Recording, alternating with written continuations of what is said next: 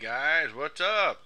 Alright. Hey, it's Denny back again here, and I promised you guys a short video on the internals of the Nitro Bruiser and how I converted it.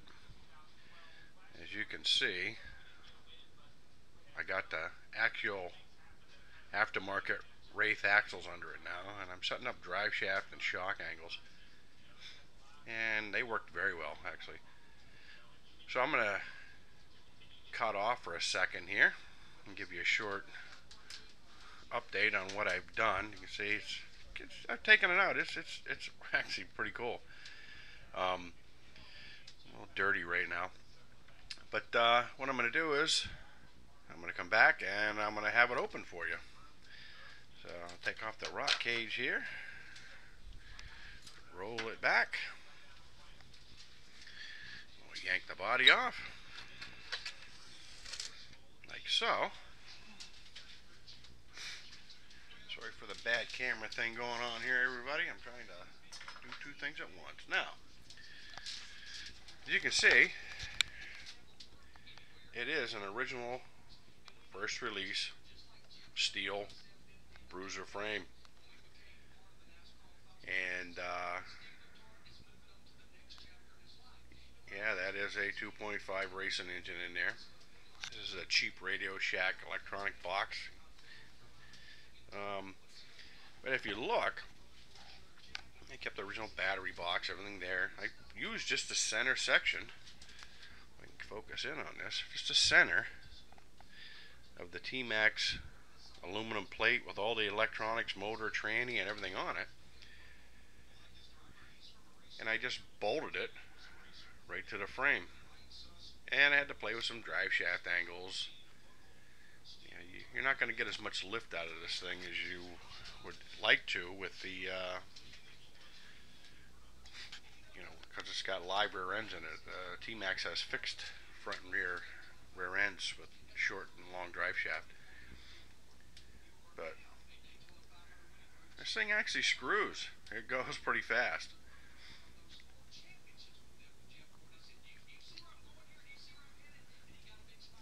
Kind of cut the center plate out. I don't know if you guys are familiar with what a Maltese cross looks like. It kind of looks like that on the end, and I use them as rock guards actually underneath as supports for the side steps on the original Bruiser body. That way it has something to lean against if I roll it hard. It ain't gonna break nothing off. But you can see everything fits in really tight. And I had to be a Goomba and bring out the tailpipe with the wah-wah chrome tip on it in the back so it looks stock. It blows people's mind because they expect me to go out there and just turn the switch on and take off on battery power, but I don't. I get the starter out and I stick it in the back bumper and fire it up, and we're off ripping wheelies and tearing things up. So alright, this is my video. I'm going to sign off now, and I'll come back with an update on how I installed the wraith axles on this. You can see they're all aluminum versions. And like I say, I'd like a little bit more shock angle. It's got great articulation right now, but with that Tmaxx motor plate setting up so high, the drive shafts strain. I got the plastic ones back in it. I used the Punisher shafts before, and they work really well. But I had to shorten the front one to, make do with the other rear ends I had. Now the Wraith has an off-center pumpkin, so now the drive shaft has to come and turn this way and then come back. So it kind of like, it brings a lot more geometry into it. So I ran it yesterday with these in it, and you see both of them blew right out because the angles were way too extreme. So I'm gonna build some. Right now I've tried not to drill any holes in the frame other than two. I drilled this one in the back and one on the other side for the original Tmaxx plate to fit it. I try to keep these frames in like pristine condition, even though I bend them and twist them and paint them and all that. I got several of them. But So I'm going to use some shock towers. I'm going to use the shocks from the Axial Wraith. I bought some on Evil Bay, and they're coming. Should be here tomorrow. And I'm going to lower the thing, but raise up the angles of the drive shafts a little bit to make it more stable, actually. Because running it yesterday, it didn't roll over not once.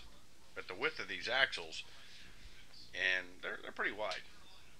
So really wide, actually. But so that's a short update. I'm going to catch you later. So, got any questions, comments? Like, hit me up. I'll get a video of this thing up and running with these rear ends in it, because it was, as you can see, the tires on it, it was ripping. It was ripping pieces. I'm gonna have to really kind of fix my backyard, because I kind of tore it up. It looks like some drunk guy went through there with a miniature four-wheel drive and pegged it and just ruined the grass. So, like I say, you like what you see or something like that, check out my other videos. I've done a lot of updates on, like other stuff I bought and everything. So, like I say, if you like what you see, hit like button, subscribe. I don't know, do whatever you want. I'm just on here to, show everybody else what you can do with a box of junk. So, like I say, alright, I'll catch you later, guys. Adios.